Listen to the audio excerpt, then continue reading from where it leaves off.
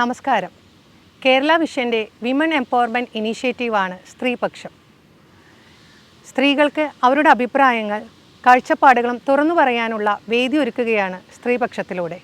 ഇന്ന് നമ്മുടെ വിഷയം വരൂ നമുക്ക് വീട്ടിലൊരു അടുക്കളത്തോട്ടം ഒരുക്കാം. നമ്മൾ വിചാരിക്കുന്നതാവും ഈ ഒരു ടോപ്പിക്ക് എന്തുകൊണ്ടാണെന്ന് വെച്ചാൽ കേരളത്തിലെ മുഴുവൻ ജനങ്ങൾക്കും ആവശ്യമുള്ളൊരു കാര്യം തന്നെയാണ്. അന്യ സംസ്ഥാനത്തിൽ നിന്ന് വിഷമടിച്ച പച്ചക്കറികൾ നമ്മുടെ നാട്ടിലേക്ക് എത്തുമ്പോൾ ഒരുപാട് അസുഖങ്ങളിലേക്ക് എത്തുകയും അത് കാരണം തന്നെ വൻകിട ഹോസ്പിറ്റലുകൾക്ക് ലാഭം കൊയ്യാനുള്ളൊരു വഴിയൊരുക്കുകയാണ് ചെയ്യുന്നത്. അതുമാത്രമല്ല, നമുക്കറിയാം പച്ചക്കറികളുടെ വില കൂടി 100 രൂപ വരെ തക്കാളിക്കായത്, അതുമാതിരി ഉള്ളിയുടെ വില കൂടിയത്, അങ്ങനെ ഓരോ പ്രാവശ്യം ഓരോന്ന് വില കൂടി നമ്മളിപ്പോഴും അന്യ സംസ്ഥാനങ്ങളെ ആശ്രയിക്കേണ്ടി വരികയാണ്. ഇത്തരം ഒരു സന്ദർഭത്തിൽ നമ്മുടെ വീട്ടുമുറ്റത്ത് തന്നെ അല്ലെങ്കിൽ ഫ്ലാറ്റുകളിൽ നമുക്ക് അത്യാവശ്യം വേണ്ട പച്ചക്കറികൾ അല്ലെങ്കിൽ ഒരു അടുക്കളത്തോട്ടം നമുക്ക് ഉണ്ടാക്കിയെടുക്കുക എന്നൊരു കൺസെപ്റ്റ്, അതിനെക്കുറിച്ച് സംസാരിക്കാൻ ഇവിടെ വന്നിരിക്കുകയാണ് നമ്മുടെ അതിഥികളായിട്ടുള്ളത്. അഫ്ഷാന PhD സ്കോളറാണ്.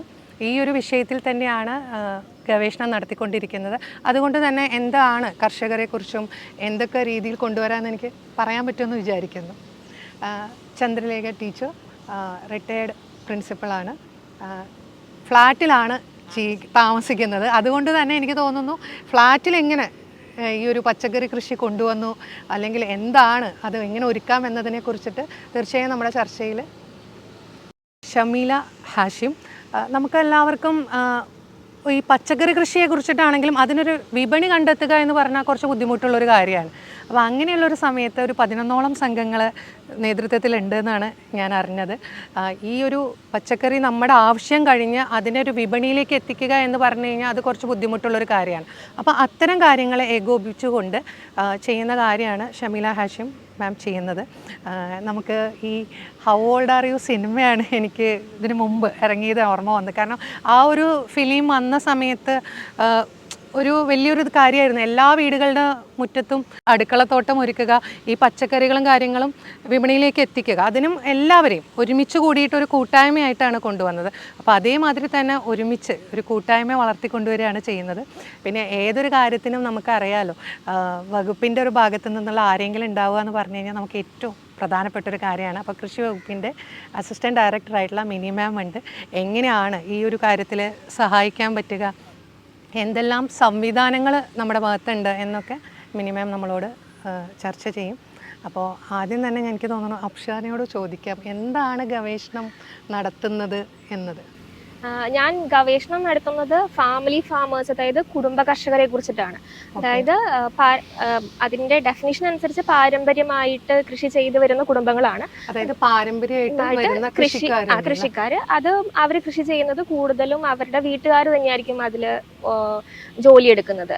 നമുക്ക് സീസണലായിട്ട് നമുക്ക് വർക്കേഴ്സിനെ വെക്കാം, പക്ഷെ എന്നിരുന്നാലും കൂടുതലും ആ കുടുംബം തന്നെ ആ മൊത്തത്തിൽ അവരുടേതായിട്ടുള്ള ഭക്ഷ്യ സുരക്ഷയ്ക്കും എന്നാൽ അത്യാവശ്യം വിപണി കണ്ടെത്തുന്ന രീതിയിലുമായിട്ടാണ് ഇത് നടത്തുന്നത്. പക്ഷേ ഇപ്പോൾ നമ്മുടെ ഒരു കേരളത്തിന്റെ സിറ്റുവേഷൻ അനുസരിച്ചുകൊണ്ട് നമുക്ക് പാരമ്പര്യമായിട്ട് കൃഷി ചെയ്യുന്നവരെ കണ്ടെത്തുക എന്നുള്ളത് ഒരു ബുദ്ധിമുട്ടാണ്. പക്ഷെ ഈ പറഞ്ഞോണം തന്നെ ഹൗ ഓൾഡ് ആർ യു പോലെയുള്ള സിനിമകളും പിന്നെ കൃഷി വകുപ്പിന്റെയും സർക്കാരിന്റെ ഒക്കെ പല പല എഫേർട്സ് കാരണം കൊണ്ട് തന്നെ ഇപ്പോൾ ഒരുപാട് കർഷകർ പുതുതായിട്ട് വരുന്നുണ്ട്. ഇപ്പൊ നമ്മൾ ചന്ദ്രലേഖ ടീച്ചറൊക്കെ പോലെ തന്നെ മട്ടുപ്പാവിൽ കൃഷി ചെയ്യുന്നവര്, അല്ലെങ്കിൽ വീട്ടുമുറ്റത്ത് കൃഷി ചെയ്യുന്നവർ, അങ്ങനെ പല രീതിയിലും കൃഷി ചെയ്യാൻ ഇപ്പോൾ യുവജനങ്ങളായാലും വരുന്നുണ്ട്. അപ്പൊ ഞാൻ പഠിക്കുന്നത് ഇപ്പോഴത്തെ ഈ എൻ്റെ ഒരു രീതിയിൽ പാരമ്പര്യമായിട്ട് കൃഷി ചെയ്യുന്നവർ മാത്രമല്ല, കുടുംബപരമായിട്ട്, അതായത് കുടുംബത്തിനെയും കൂടെ ഉൾപ്പെടിച്ചുകൊണ്ട് കൃഷി ചെയ്യുന്ന ആളുകളെ കുറിച്ചിട്ടാണ് ഞാൻ പഠിക്കുന്നത്. അവരുടെ ഭക്ഷ്യസുരക്ഷ എന്തുമാത്രമുണ്ട്, ന്യൂട്രീഷണൽ സെക്യൂരിറ്റി എന്തുമാത്രമുണ്ട്. കാരണം നമ്മൾ പലപ്പോഴും ഭക്ഷ്യസുരക്ഷയെ കുറിച്ച് പറയും, പക്ഷെ അതിൽ നിന്ന് എത്രമാത്രം നമുക്ക് ന്യൂട്രീഷൻ കിട്ടുന്നുണ്ടെന്നതിനെ കുറിച്ച് പറയില്ല. അപ്പൊ നമ്മളൊരു വീട്ടിൽ കൃഷി ചെയ്യുമ്പോൾ പലപ്പോഴും നമുക്ക് ന്യൂട്രീഷണൽ സെക്യൂരിറ്റി നമുക്ക് എൻഷുർ ചെയ്യാൻ പറ്റും. അപ്പോൾ ഇതൊക്കെയാണ് ഞാൻ പഠിക്കുന്നത്. മാം, നമ്മൾ പറഞ്ഞല്ലോ ഇപ്പോൾ ഒരു ഫ്ലാറ്റിലേക്ക്, വീട്ടിലെ മുറ്റത്ത് എന്ന് പറഞ്ഞു കഴിഞ്ഞാൽ നമുക്ക് അടുക്കളത്തോട്ടം ഒരുക്കുമ്പോൾ കുറച്ചും കൂടി ഈസി ആയിട്ടുള്ളൊരു കാര്യമാണ്. ഇപ്പോൾ ഈ വളരെ കുറച്ച് സ്ഥലമുള്ള ഒരു സ്ഥലമാണ് വരുന്നത് ഫ്ലാറ്റിലാവുമ്പോൾ താമസിക്കുന്നത്. ഇപ്പം ചില ഫ്ലാറ്റുകളിലൊക്കെ അതിനുള്ള സ്പേസ് കൊടുക്കുന്നുണ്ട് പലതിനും, പക്ഷേ എന്നാലും എനിക്ക് തോന്നുന്നു അതിനൊന്നും അത്ര ശ്രദ്ധ കൊടുത്തിട്ടുണ്ടായിരുന്നില്ലല്ലോ. ഈ ഒരു സമയത്ത് കുറച്ച് കാലമായല്ലോ ഇവിടെ കൊച്ചിയിലേക്ക് വന്നിട്ട്. അപ്പോൾ എങ്ങനെയാണ് ഈ മട്ടുപ്പാവിലൊരു കൃഷി അത് ഞാനൊരു 10-15 വർഷങ്ങളായിട്ട് ഫ്ലാറ്റിൽ താമസിക്കുന്ന ആളാണ്. വീട്ടിൽ കൃഷി ചെയ്യുന്നതിനേക്കാൾ പരിമിതികളൊക്കെ ഒത്തിരി ഉണ്ട് ഫ്ലാറ്റിൽ. സ്ഥല സൗകര്യങ്ങൾ കുറവാണ്. പക്ഷേ ഒരുമാതിരി എല്ലാ ഫ്ലാറ്റിലും ബാൽക്കണി ഉണ്ടാകും. ആ ബാൽക്കണിയിൽ നമ്മുടെ സൗകര്യം അനുസരിച്ച് നമുക്ക് പറ്റുന്ന എൻ്റെ ബാൽക്കണിയിൽ ചീരയുണ്ട്, പച്ചമുളകുണ്ട്, നല്ല കരിവേപ്പിലയുണ്ട്. കരിവേപ്പിലയാണല്ലോ ഏറ്റവും കൂടുതൽ വിഷം ഉണ്ട്. കരിവേപ്പിലയുണ്ട്, നല്ല ഈ കറ്റാർവാഴയുടെ അത് നല്ല ശുദ്ധമായിട്ടുള്ള ഇത് കിട്ടുന്നതാണ്. കറ്റാർവാഴയുണ്ട്, മുല്ലയുണ്ട്, തുളസിയുണ്ട്. ആ പരിമിതികൾക്കുള്ളിൽ നിന്നുകൊണ്ട് കൃഷി ചെയ്യാൻ. പിന്നെ എന്നെ സംബന്ധിച്ചിടത്തോളം എനിക്ക് ഏറ്റവും സന്തോഷം എന്താണെന്ന് വെച്ചാൽ അതിൻ്റെ അടുത്ത് ഒരു കസേരയിട്ട് പോയിരുന്ന് പത്രം വായിക്കുന്നതാണ് എൻ്റെ ഏറ്റവും സന്തോഷമുള്ള ജോലി. ഞാനും എൻ്റെ ഹസ്ബൻഡും അവിടെ കസേര ഇട്ടിരുന്ന് ചായ കുടിക്കും. അപ്പൊ ചുറ്റും ഇങ്ങനെ പയറുണ്ട് പടർന്ന് ആ ബാൽക്കണിയിൽ പറ്റുന്ന സ്ഥലത്ത് കൃഷി ചെയ്യാം. അപ്പൊ ഫ്ലാറ്റിൽ താമസിക്കുന്നവർക്ക് കൃഷി ചെയ്യാൻ പറ്റില്ല എന്നൊന്നും പറയാൻ പറ്റില്ല. ആഗ്രഹം ഉണ്ടെങ്കിൽ വേണമെങ്കിൽ ചക്ക വേരിലും കായ്ക്കും. അപ്പൊ ആഗ്രഹം ഉണ്ടെങ്കിൽ എവിടെ വേണമെങ്കിലും കൃഷി ചെയ്യാം. നമുക്ക് ആവശ്യമുള്ളത് കൃഷി ചെയ്തു. പിന്നെ വലിയ തോതിലൊന്നും പറ്റില്ല എന്നുള്ളതേ ഉള്ളൂ. പിന്നെ ഞങ്ങളുടെ ഫ്ലാറ്റിലാണെങ്കിലും ഞങ്ങൾ പച്ചമുളകും ഒക്കെ താഴെ എല്ലാരും കൂടെ ചേർന്ന് നട്ടിട്ടുമുണ്ട്. അതൊരു നല്ല കാര്യമാണ്. കുറച്ച് താഴത്തെ സ്പേസിൽ അപ്പൊ ഈ ക്ലീനിങ്ങിന് വരുന്ന ലേഡീസ് അതിനൊക്കെ വെള്ളം ഒഴിക്കും, വളം ഇടുകയൊക്കെ ചെയ്യും. എല്ലാരും കൂടെ അത് വീതം വെച്ചെടുക്കും. അതുകൊണ്ട് ഫ്ലാറ്റിൽ താമസിക്കുന്നതുകൊണ്ട് കൃഷിയുമായിട്ട് യാതൊരു വിമുഖതയോ ഒന്നും ഇല്ല.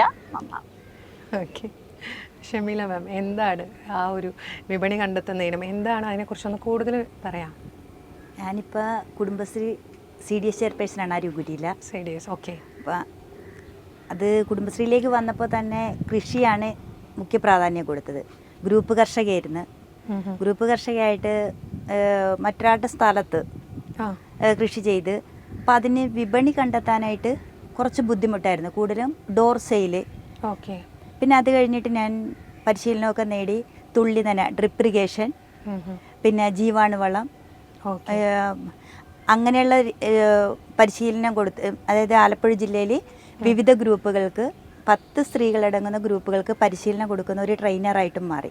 Okay okay. അപ്പോൾ മാസ്റ്റർ ട്രെയിനറായിട്ട് വീണ്ടും മാറി. അങ്ങനെ വന്നു കഴിഞ്ഞപ്പോഴാണ് തിരഞ്ഞെടുപ്പിലൂടെ കുടുംബശ്രീ CDS ചെയർപേഴ്സണായിട്ട്. അപ്പോഴും ആ ഗ്രൂപ്പ് കൃഷി ചെയ്യാൻ പിന്നീട് സമയക്കുറവുകൊണ്ട് സാധിച്ചില്ല എങ്കിലും പിന്നെ സ്വന്തം സ്ഥലത്ത് മട്ടുപ്പാവിലും എല്ലാം കൂടുതൽ. ഇപ്പോൾ ടീച്ചർ പറഞ്ഞ പോലെ തന്നെ മട്ടുപ്പാവിൽ ഒരു ഹരത്തിനാണ് ഒരു കറ്റാർവാഴ തുടങ്ങിയത്. അത് 150 ഗ്രോ ബാഗ് വരെയൊക്കെ ചെയ്തു. പിന്നെ ആ മട്ടുപ്പാവിൽ തന്നെ നേരത്തെ പോളി ഹൗസ് ഉണ്ടാക്കി അതിൽ വലിയൊരു, അതായത് വിപണിക്കല്ല, ഒരു ഹരത്തിനായിരുന്നു. ഒരു അവനവനിക്കും എടുക്കാം, പിന്നെ കുടുംബത്തിലുള്ള ഓരോരുത്തരുള്ളതുകൊണ്ട് അവർക്കും കൊടുക്കും. അത് കഴിഞ്ഞപ്പോഴാണ് കർഷകരുടെ, ഞാൻ ഈ പരിശീലനം കൊടുത്തോണ്ടിരിക്കുമ്പോൾ 10 സെൻറ്റിലെ 1000 തൈ എന്നുള്ള രീതിക്കാണ് കൊടുക്കുന്നത്. അങ്ങനെ കൊടുക്കുമ്പോൾ അവർ ഉൽപ്പാദിപ്പിക്കുന്ന, ഈ സ്ത്രീകൾ ഉൽപ്പാദിപ്പിക്കുന്ന ഉൽപ്പന്നങ്ങൾക്ക് വേണ്ടത്ര വില കിട്ടുന്നില്ല. കടയിലോട്ട് കൊടുക്കുമ്പോൾ ശരിക്കും ഇടനിലക്കാരാണ് ഇതിൻ്റെ ലാഭവും കൊണ്ടുപോകുന്നത്. യഥാർത്ഥ കർഷകന് ഇത് കിട്ടുന്നില്ല. അതിലൂടെ ഒരു പ്രാവശ്യം കൃഷിയിലേക്ക് വരുന്നവർ പിന്നീട് പുറകോട്ട് മാറുന്നു. കാരണം അവരുടെ അധ്വാനത്തിനനുസരിച്ച് കിട്ടുന്നില്ല. അപ്പം ഞാനൊരു പൊസിഷനിലേക്ക് വന്നു കഴിഞ്ഞപ്പോൾ ആദ്യം ചിന്തിച്ചത് വിപണിനെ കുറിച്ചാണ്. ഈ സ്ത്രീകൾക്കൊരു വിപണി കണ്ടെത്തി കൊടുക്കുക. അത് സർക്കാർ പിന്നെ നാട്ടുചന്ത എന്നുള്ള രീതിയിലേക്ക് വന്ന്, നാട്ടുചന്ത ആഴ്ച ഒരു ദിവസമെങ്കിലും നാട്ടുചന്ത നടത്തണം കുടുംബശ്രീ എന്നുള്ള രീതിയിലേക്ക് വന്നപ്പോൾ ആഴ്ച ഒരു ദിവസം നടത്തിയ കർഷകന് മെച്ചം കിട്ടില്ല. കാരണം ഒരു വെണ്ടയാണേലും പയറാണേലും ഒക്കെ ഒന്നിടവിട്ടെടുക്കണം. അപ്പോൾ അത് കൃത്യമായിട്ട് എനിക്കത് മനസ്സിലാക്കാൻ സാധിച്ചത് ഞാൻ ചെയ്യുന്ന ആളും ഞാൻ പഠിപ്പിക്കുന്ന ആളും കൂടി ആയതുകൊണ്ടാണ് കൂടുതൽ എനിക്കതിൽ താല്പര്യപ്പെട്ടത്. അങ്ങനെ ആഴ്ച 2 ദിവസമൊക്കെ മാറ്റി. അത് ഒരു മാസം 10, 11, 9 എന്നുള്ള രീതിയിലേക്ക് വരുന്നു. ഇനി ആഴ്ച അത് 3 ദിവസമാക്കി മാറ്റുമ്പോൾ അതിൻ്റെ പ്രത്യേകത കർഷകർക്ക് ഏറ്റവും കൂടുതൽ വില കൊടുക്കുക. അതായത് ഒരു സ്ത്രീ കൊണ്ടുവന്ന് നമുക്ക് അവരുടെ ഉൽപ്പന്നം കൊണ്ടുവന്ന് തരുമ്പോൾ ആ തുക അവരാഗ്രഹിക്കുന്നതിനേക്കാളും കൂടുതൽ തുക നമ്മൾ കൊടുക്കുക. അങ്ങനെ കിട്ടുമ്പോൾ ഇടനിലക്കാരുടെ ചൂഷണം ഒഴിവായി. പിന്നെ നേരിട്ട്, അതായത് പഞ്ചായത്തിൽ തന്നെയാണ് ഇത് കൊടുക്കുമ്പോൾ ആ നാട്ടുചന്ത എന്നുള്ളതിലേക്ക് ആളുകൾ അറിഞ്ഞറിഞ്ഞ ഒരു 25-30% ജനങ്ങൾ ആ തദ്ദേശീയമായിട്ട് ഉൽപ്പാദിപ്പിക്കുന്ന ആ പ്രാദേശികമായിട്ട് ഉൽപ്പാദിപ്പിക്കുന്ന ഉൽപ്പന്നങ്ങൾ വാങ്ങാനായിട്ട് കാത്തു നിൽക്കുന്ന ഒരവസ്ഥ. വിഷരഹിതം ജനങ്ങളിലേക്ക് എത്തിക്കുക, അതായത് ആസ്പത്രിയുടെ എണ്ണം കൂട്ടലല്ല വലുത്, നമുക്ക് നല്ല ഭക്ഷണം എത്തിക്കുക എന്നുള്ളതാണ്. തീർച്ചയായിട്ടും അതൊരു നല്ലൊരു കാര്യമാണ്.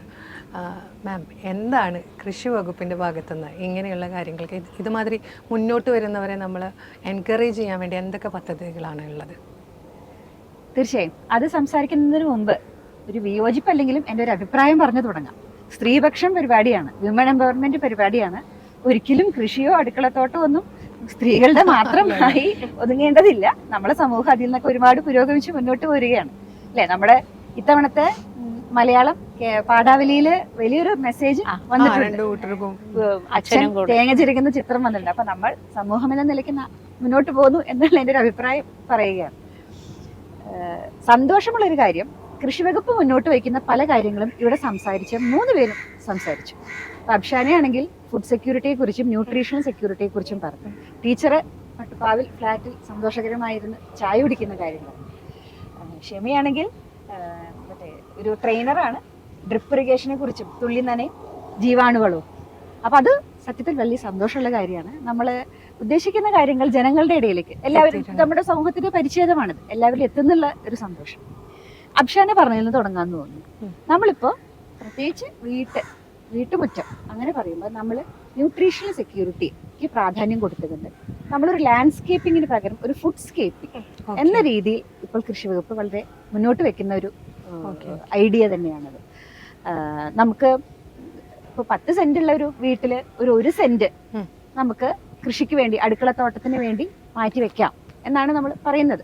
സാധിക്കുമെങ്കിൽ 1 സെന്റ് എന്ന് പറഞ്ഞാൽ 40 സ്ക്വയർ മീറ്റർ ആണ്, അഥവാ ഒരു 400 ചതുരശ്ര അടി സ്ഥലമാണ്. അവിടെ നമുക്ക് പറ്റാവുന്നത്ര നമ്മുടെ വീട്ടിലേക്ക് ആവശ്യമുള്ള ന്യൂട്രീഷണലി നമ്മൾക്ക് കിട്ടുന്ന രീതിയിൽ ഒരു പരിപാടിയാണ് നമ്മൾ ചെയ്യേണ്ടത്. നമ്മൾ സാധാരണ ഇത് അടുക്കളത്തോട്ടത്തിനെ കുറിച്ച് അങ്ങനെയാണ് പറയുന്നത്. പക്ഷെ നമുക്കൊരു പൊളിച്ചെഴുത്ത് ആവശ്യമാണ്. നമ്മുടെ ഭക്ഷണശീലം മുതൽ അത് മാറേണ്ടതുണ്ട്. അപ്പോഴാണ് നമുക്ക് ഈ ഫുഡ് സ്കേപ്പിങ്ങിന് ഒരു പ്രാധാന്യം വരിക. നമുക്ക് എന്തുകൊണ്ട് അടുക്കളത്തോട്ടത്തിനെ പുറകിൽ നിന്ന് മുന്നിലേക്ക് കൊണ്ടുവന്നുകൂടാ? അതാണ് ഈ ഫുഡ് സ്കേപ്പിങ്ങിന്റെ ഒരു ഐഡിയ. ഉമ്മർത്ത് തന്നെ, ഫ്രണ്ടിൽ തന്നെ നമ്മൾ അലങ്കാര ചെടികൾ വെക്കും. മനോഹരങ്ങളായ ഈ അലങ്കാര വാഴ, ചെറിയ പാംസ് ഒക്കെ വെക്കും. അതിൽ ചെറിയ അടയ്ക്ക നമുക്ക് ഉപയോഗിക്കാൻ പറ്റാത്തത് അല്ലെങ്കിലും ചെറിയ അങ്ങനെയൊക്കെ വരും. പക്ഷെ അതിന് പകരം നമുക്കിപ്പോ പപ്പായ, റെഡ് ലേഡി പപ്പായ, അത് അധികം ഉയരം വരാത്ത, ഇപ്പൊ മാർക്കറ്റിൽ നല്ല ഡിമാൻഡുള്ള ഒരു പപ്പായ ഇനമാണ് റെഡ് ലേഡി. അത് നമുക്ക് 2 സൈഡും ചെറിയ ഒരു ബോർഡർ പോലെ അങ്ങനെ കൊടുക്കാം. പലതരം ചീരകളുടെ വലിയ വൈവിധ്യം പക്ഷെ എനിക്ക് കൃത്യമായിട്ട് അറിയാം. ആലപ്പുഴക്കാര് ചീരയിൽ വലിയ അതാണ്. അപ്പൊ പലതരം ചീരകൾ, പട്ടുചീര, വ്ളാട്ടാങ്കര ചീര, അങ്ങനെയുള്ള ചീരകൾ, അത് കാഴ്ചക്കൊരു ഭംഗി കൂടെയാണ്. അത് നമുക്ക് ഫ്രണ്ടിൽ തന്നെ കൊണ്ടുപോയി അങ്ങനെ ചെയ്യാം. ചെറിയ ഇനം വാഴകൾ, പിന്നെ അങ്ങനെ രീതിയിൽ നമുക്കൊരു ലാൻഡ്സ്കേപ്പിംഗ് മാറ്റി ഒരു ഫുഡ് സ്കേപ്പിംഗ് വന്നാൽ തന്നെ വലിയ വ്യത്യാസം വരും.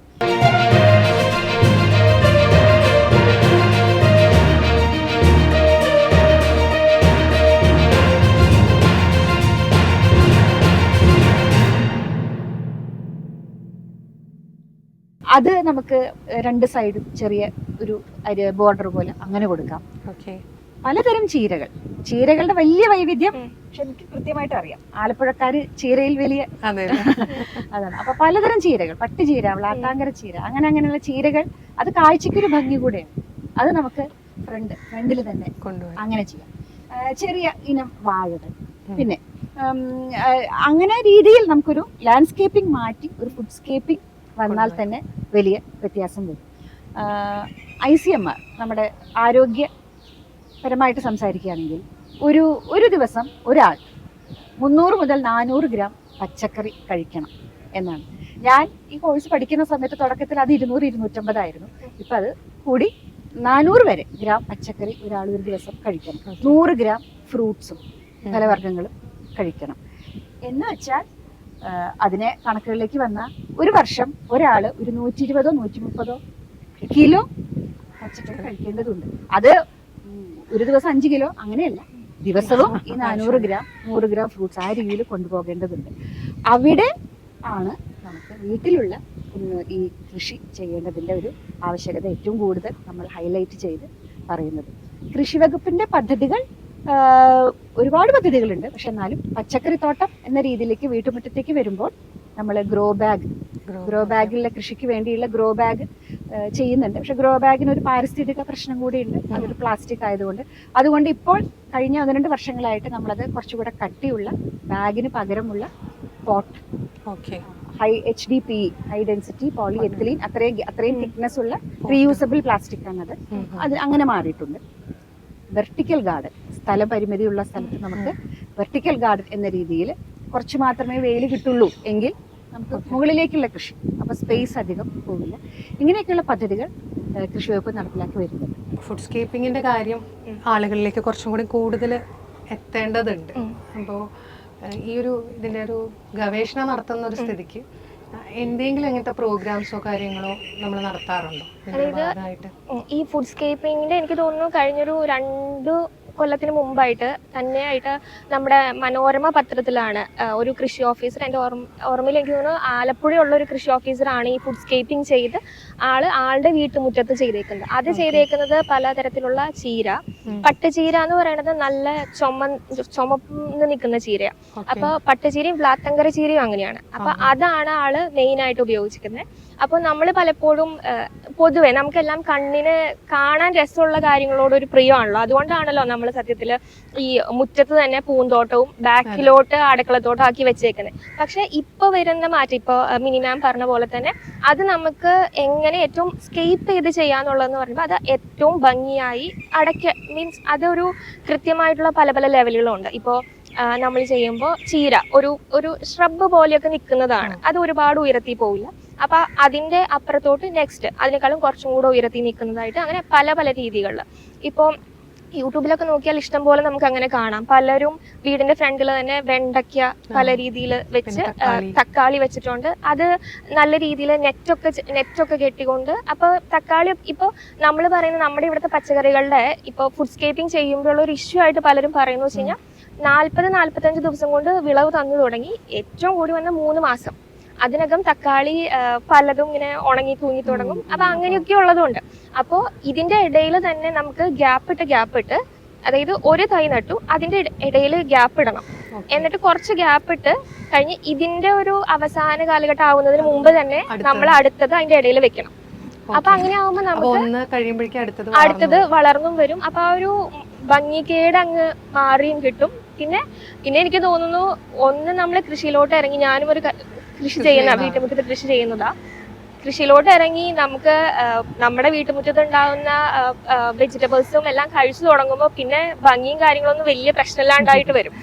നമുക്കത് കിട്ടി തുടങ്ങാന്നുള്ളതാണ് പ്രധാനം. പക്ഷെ ഇപ്പൊ ഇങ്ങനെ പലയിടത്തും ഈ ഫുഡ് സ്കേപ്പിങ്ങിന്റെ കാര്യങ്ങളൊക്കെ ആയിട്ട് ഇങ്ങനെ, പ്രത്യേകിച്ച് ഇപ്പോ നമ്മുടെ ഇവിടുത്തെ വീട് പണിയുന്ന രീതികളും ലാൻഡ്സ്കേപ്പിങ്ങിനെല്ലാം ഇമ്പോർട്ടൻസ് കൊടുത്ത് വളരെ ഡിഫറെന്റ് ആയിട്ടാണ് നമ്മുടെ ഇവിടെ വീടുകളും പണിത് വരുന്നത്. അപ്പൊ ആ സമയങ്ങളിൽ എനിക്ക് തോന്നുന്നു കൃഷി വകുപ്പിന്റെ തന്നെ കുറച്ചും കൂടെ എഫേർട്ട് ഇട്ട് ഈ ഫുഡ് സ്കേപ്പിംഗ് എന്നുള്ളത് കുറച്ചും കൂടെ ലാർജ് സ്കെയിലിൽ പ്രൊമോട്ട് ചെയ്യുകയാണെങ്കിൽ കുറച്ചും കൂടെ നല്ലതായിരിക്കും നമ്മുടെ ഇവിടുത്തെ ഒരു സാഹചര്യം അനുസരിച്ച്. അത് തന്നെയാണ് എനിക്കും തോന്നിയത്. കാരണം ഇപ്പം മാം പറയുമ്പോൾ ഇന്നിപ്പോൾ കുറേ പേർക്ക് അത് എത്തും ഈ ഒരു അറിവ്. കാരണം നമുക്ക് ഈ അന്യ സംസ്ഥാനത്തു നിന്ന് വരുന്ന പച്ചക്കറികൾ തന്നെയാണ് ഇപ്പോഴും ഇവിടുത്തെ വിപണിയിൽ കൂടുതൽ എത്തുന്നത്. ഈ 1-2 ഇപ്പോൾ തൃശ്ശൂരൊക്കെ ആകുമ്പോൾ നമുക്ക് അടാട്ട്, അവിടുത്തെ കുറച്ച് നെല്ലിൻ്റെ അരിയുടെയും അതിനൊക്കെ വരുന്നുണ്ട് ഓരോ സ്ഥലത്ത്. ഇപ്പോൾ നേരത്തെ ആലപ്പുഴയിൽ ചീരയുടെ അത് പറഞ്ഞ മാതിരി ഇങ്ങനെ അപൂർവം ചില സ്ഥലങ്ങളിലേക്ക് കുറച്ച് കൊണ്ടുവരുന്നുണ്ട്. പറയുമ്പോൾ കേരളത്തിൻ്റെ അത്ര ഇത്രയും എല്ലാ സൗകര്യങ്ങളും ഉള്ളൊരിതില്ല. വെള്ളവും നമ്മുടെ ലാൻഡ്സ്കേപ്പും ഒക്കെ അതിന് വേണ്ടിയിട്ടാണ്. പക്ഷെ നമ്മുടെ ആളുകളിൽ കുറേ പേരുന്ന ഈ പറഞ്ഞ IT ജോബ് കാര്യങ്ങളിൽ നിന്നൊക്കെ മാറി കൃഷിയിലേക്ക് വന്നതും ഉണ്ട്. ഒരുപാട് പേരെ നമ്മൾ കണ്ടിട്ടുണ്ട്. എന്നിരുന്നാലും ഇത്രയും അവാർഡുകൾ കൊടുക്കണം, എല്ലാം ചെയ്യുന്നുണ്ട്. എന്നിരുന്നാലും എന്തുകൊണ്ടായിരിക്കും ഒരുപക്ഷെ ഈ സ്വന്തം വീടിൻ്റെ ഇതിൽ തന്നെ ഒരു പച്ചക്കറി തോട്ടത്തിനോട് ഒരു മടി തോന്നുന്നത്? മനസ്സാണ്. നമ്മൾക്ക് വേറെ ഒന്നുമല്ല വേണ്ടത്, കൃഷി ചെയ്യാൻ ഉള്ള ഒരു മനസ്സ് ഉണ്ടാവുക തന്നെ വേണം. ഈ ഫുഡ് സ്കേപ്പിംഗ് പറഞ്ഞപ്പോൾ ഇതിന് മാതൃകാപരമായി മുന്നോട്ട് വന്നത് ഞങ്ങൾ കൃഷി വകുപ്പ് തന്നെയാണ്. തിരുവനന്തപുരത്തുള്ള ഞങ്ങളുടെ ഒരു പ്രധാന ട്രെയിനിങ് ഇൻസ്റ്റിറ്റ്യൂട്ട്, അവിടെ സമേതി എന്ന് പറഞ്ഞിട്ട് state agriculture management extension training institute, അതിന്റെ മുറ്റത്താണ് ഞങ്ങൾ ഇത് ആദ്യം ചെയ്തത്. ഞങ്ങളുടെ തന്നെ ഉദ്യോഗസ്ഥരാണ് ഇതിന് വലിയ പ്രചാരം കൊടുത്തത്. അങ്ങനെയാണ് ഇപ്പൊ ഇത് പടർന്ന് പലരും ഇപ്പോൾ തൃശ്ശൂരൊക്കെ ഉള്ള പ്രമുഖ ഫ്ലാറ്റ് നിർമ്മാതാക്കളൊക്കെ നമ്മളെ കൃഷി വകുപ്പിനെ ഇതിനു വേണ്ടി സമീപിക്കുന്നുണ്ട്. അവർക്ക് ഇത് ഈ രീതിയിൽ നമ്മൾക്ക് കാര്യം വേണം. ലോണിന് പകരം അവര് മധുരക്കിഴങ്ങാണ് ആവശ്യപ്പെട്ടത്. പടർന്നു കിടക്കുമല്ലോ, പടർന്നു കിടക്കും. ഏറ്റവും നല്ലൊരു വിറ്റാമിൻ എയുടെ സോഴ്സാണ് മധുരക്കിഴങ്ങ്. അപ്പൊ അത് വേണം എന്ന് ആവശ്യപ്പെട്ട് വരുന്നത്. മാറ്റം വരുന്നുണ്ട്, സ്ലോലി ആണെങ്കിലും വരുന്നുണ്ട്. പക്ഷെ എനിക്ക് പറയാനുള്ളത് നമുക്കൊരു വലിയൊരു നമ്മുടെ മനസ്സാണ് പ്രധാനമായിട്ടും വേണ്ടത്. സ്വന്തം വീട്ടിൽ കുറച്ചെങ്കിലും ഉണ്ടാക്കാൻ വേണ്ട ഒരു മനസ്സുണ്ടെങ്കിൽ ടീച്ചർക്ക് അത് കൃത്യമായിട്ട് പറയാൻ പറ്റുമായിരിക്കും അല്ലേ? അതിന് വേറെ ഒന്നും അതിന് തടസ്സമാവില്ല. പിന്നെ പ്രത്യേകിച്ച് ഈ ആളുകൾ മാറാൻ കാരണം എന്താണെന്ന് വെച്ചാൽ അതിങ്ങോട്ട് വളർന്ന് വലുതാകുമ്പോൾ തൊട്ട് അതിന് കീട വരുന്നുണ്ട്. അപ്പോൾ ഒരു കൊച്ചു കുഞ്ഞിനെ എങ്ങനെ പരിലാളിക്കുന്നോ അതുപോലെ നോക്കിയെങ്കിൽ മാത്രമേ പച്ചക്കറികളൊക്കെ നല്ല രീതിയിൽ വരുള്ളൂ. വെണ്ടയൊക്കെ ഇച്ചിരി അങ്ങോട്ട് വളർന്നു കഴിയുമ്പോഴത്തേക്ക് അത് മുരടിച്ച് ഷേപ്പൊക്കെ മാറി നിൽക്കുന്നത് കാണുമ്പോൾ കഷ്ടപ്പെട്ടവർക്കൊരു സങ്കടം വരും. അങ്ങനെ വന്ന് പലരുടെയും മനസ്സ് മാറിയിട്ടുണ്ട്. അതിന് പറ്റിയ ഇപ്പൊ ഫ്ലാറ്റിലൊക്കെ ആണെങ്കിൽ കറിവേപ്പിലയ്ക്ക് പുളിച്ച കഞ്ഞിവെള്ളം നല്ലതാണെന്ന് തളിച്ചാൽ മതിയെന്ന്. പക്ഷെ പുളിച്ച കഞ്ഞിവെള്ളം ഫ്ലാറ്റിൽ കൊണ്ട് തളിച്ചാൽ ഭയങ്കര പറമ്പിലാണെങ്കിൽ തളിക്കാം, ഫ്ലാറ്റിലാവുമ്പോ അത് പിന്നെ കുറെ നേരത്തേക്ക് ആ മുറികളിലൊക്കെ ആ ഒരു സ്മെല്ല് വരും. പിന്നെ രാസപ്രയോഗം നടത്തിയിട്ടാ പിന്നെ അത് പച്ചക്കറി വീട്ടിലുണ്ടാക്കുന്നതിനോട് അതുകൊണ്ട് തന്നെ പലർക്കും ഒരു താല്പര്യക്കുറവ് വരുന്നുണ്ട് ഈ പച്ചക്കറികളിലൊക്കെ ഈ വരുന്ന കീടങ്ങളുടെ ശല്യം കൊണ്ട്. പക്ഷെ അതിനെയും മറികടക്കുന്ന നമ്മുടെ മനസ്സിന്റെ തൃപ്തിയാണ്, സന്തോഷമാണ്. അതെന്തെങ്കിലും ചെയ്ത് നന്നാക്കാമെന്ന് പറഞ്ഞു. എൻ്റെ അമ്മ രാവിലെ എഴുന്നേറ്റ പച്ചക്കറികളുടെയും മരത്തിന്റെയും ഒക്കെ അടുത്ത് പോയിരുന്നു വർത്താനം പറഞ്ഞു. അമ്മ ചെന്ന് രാവിലെ എഴുന്നേറ്റ 87 വയസ്സുണ്ട് അമ്മയ്ക്ക്. അമ്മ രാവിലെ എഴുന്നേറ്റ് മാവിന്റെ അടുത്തും റോസച്ചെടിയുടെ അടുത്തും ഒക്കെ ചെന്ന് നിന്ന് വർത്താനം പറയും. ഇക്കൊല്ലവും കൂടെ കായ്ച്ചില്ലെങ്കിൽ അടുത്ത കൊല്ലം നിന്നെ ഞാൻ വെട്ടിക്കളയുമെന്നൊക്കെ പറയും. അപ്പൊ അമ്മ പറയുന്നത് അങ്ങനെ പറഞ്ഞ അടുത്ത കൊല്ലം മാവ് പൂക്കും. അങ്ങനെ ഒരു മാനസിക സംതൃപ്തി തരുന്നുണ്ടെങ്കിൽ തീർച്ചയായിട്ടും ഈ കീടനാശിനിയോ കീടങ്ങളോ ഒന്നും ഒരു പ്രശ്നമല്ല, നമുക്കത് ചെയ്യാൻ തോന്നും. എന്തായാലും ആ ഒരു പ്രശ്നം പറഞ്ഞല്ലോ, അപ്പോൾ നമ്മൾ ഫ്ലാറ്റുകളിലാവുമ്പോഴും ഈ ഒരു വളപ്രയോഗത്തിൻ്റെയും കാര്യങ്ങളൊക്കെ അതിന് നമുക്ക് എന്തെങ്കിലും ഉണ്ടോ ചെയ്യാൻ പറ്റുന്ന കാര്യങ്ങൾ? ഒത്തിരിയുണ്ട്.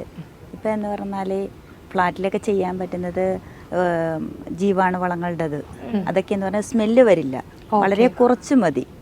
ഇപ്പം മാഡത്തിനൊക്കെ അറിയാൻ പറ്റും. ഇപ്പം വളരെ തുച്ഛമായിട്ട് പൈസ മുടക്കി പിന്നെ ഒരു പ്രാവശ്യം അത് നമുക്ക് അടിവളമായിട്ട് കൊടുത്താൽ മതി, പിന്നീട് ചെയ്യണ്ട. പിന്നെ കീടനാശിനികൾ എന്ന് പറഞ്ഞാൽ ജൈവ കീടനാശിനികൾ നമുക്ക് തന്നെ ഒരുപാടുണ്ട്. പക്ഷെ അത് പുഴുക്കൾ വന്നിട്ടല്ല നമ്മൾ ചെയ്യേണ്ടത്. നമ്മൾ കുഞ്ഞുങ്ങളെ പരിപാലിക്കുന്ന പോലെ തന്നെ ഒരു 4 ഇല ആകുമ്പോൾ തന്നെ ഡെയിലി അല്ലെങ്കിൽ ഒന്നിടവിട്ടെങ്കിലും അവർക്ക് ചെയ്തു കൊടുത്തെന്നാൽ നമുക്കൊരു ആവരണം. നമ്മൾ ഒരു സ്ത്രീ ഗർഭിണിയായിരിക്കുമ്പോൾ ആ ഗർഭസ്ഥ ശിശുവിന് തൊട്ട് ഇഞ്ചക്ഷൻ കൊടുത്തോണ്ടിരിക്കുക, പ്രതിരോധ കുത്തിവെപ്പുകൾ. അത് കുഞ്ഞ് പിറന്നു കഴിഞ്ഞാലും നമ്മൾ പ്രതിരോധിക്കാനുള്ള ശേഷി കൊടുത്തോണ്ടിരിക്കുക.